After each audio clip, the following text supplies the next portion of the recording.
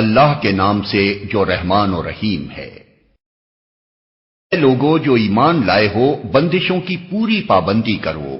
تمہارے لیے مویشی کی قسم کے سب جانور حلال کیے گئے، سوائے ان کے جو آگے چل کر تم کو بتائے جائیں گے، لیکن احرام کی حالت میں شکار کو اپنے لیے حلال نہ کر لو، بے شک اللہ جو چاہتا ہے حکم دیتا ہے۔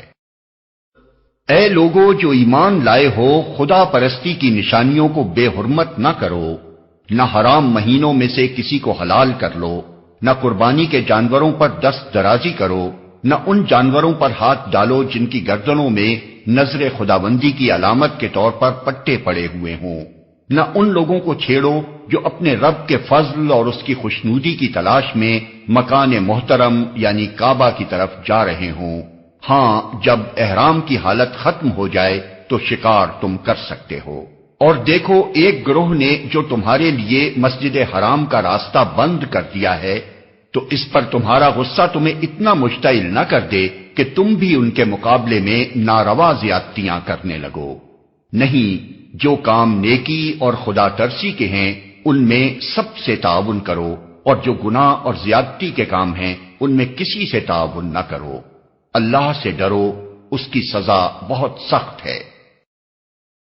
تم پر حرام کیا گیا مردار، خون، سور کا گوشت، وہ جانور جو خدا کے سوا کسی اور کے نام پر ذبح کیا گیا ہو، وہ جو گلا گھٹ کر یا چوٹ کھا کر یا بلندی سے گر کر یا ٹکر کھا کر مرا ہو، یا جسے کسی درندے نے پھاڑا ہو سوائے اس کے جسے تم نے زندہ پا کر ذبح کر لیا، اور وہ جو کسی آستانے پر ذبح کیا گیا ہو۔ نیز یہ بھی تمہارے لیے ناجائز ہے کہ پانسوں کے ذریعے سے اپنی قسمت معلوم کرو۔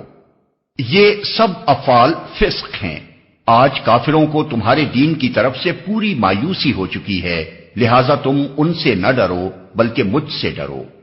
آج میں نے تمہارے دین کو تمہارے لیے مکمل کر دیا ہے اور اپنی نعمت تم پر تمام کر دی ہے، اور تمہارے لیے اسلام کو تمہارے دین کی حیثیت سے قبول کر لیا ہے۔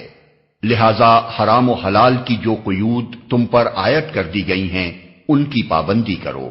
البتہ جو شخص بھوک سے مجبور ہو کر ان میں سے کوئی چیز کھا لے بغیر اس کے کہ گناہ کی طرف اس کا میلان ہو، تو بے شک اللہ معاف کرنے والا اور رحم فرمانے والا ہے۔ لوگ پوچھتے ہیں ان کے لیے کیا حلال کیا گیا ہے؟ کہو تمہارے لیے ساری پاک چیزیں حلال کر دی گئی ہیں، اور جن شکاری جانوروں کو تم نے سجایا ہو، جن کو خدا کے دیے ہوئے علم کی بنا پر تم شکار کی تعلیم دیا کرتے ہو، وہ جس جانور کو تمہارے لیے پکڑ رکھیں اس کو بھی تم کھا سکتے ہو، البتہ اس پر اللہ کا نام لے لو اور اللہ کا قانون توڑنے سے ڈرو۔ اللہ کو حساب لیتے کچھ دیر نہیں لگتی۔ آج تمہارے لیے ساری پاک چیزیں حلال کر دی گئی ہیں۔ اہل کتاب کا کھانا تمہارے لیے حلال ہے اور تمہارا کھانا ان کے لیے، اور محفوظ عورتیں بھی تمہارے لیے حلال ہیں، خواہ وہ اہل ایمان کے گروہ سے ہوں یا ان قوموں میں سے جن کو تم سے پہلے کتاب دی گئی تھی، بشرطے کہ تم ان کے مہر ادا کر کے نکاح میں ان کے محافظ بنو، نہ یہ کہ آزاد شہوت رانی کرنے لگو یا چوری چھپے آشنائیاں کرو۔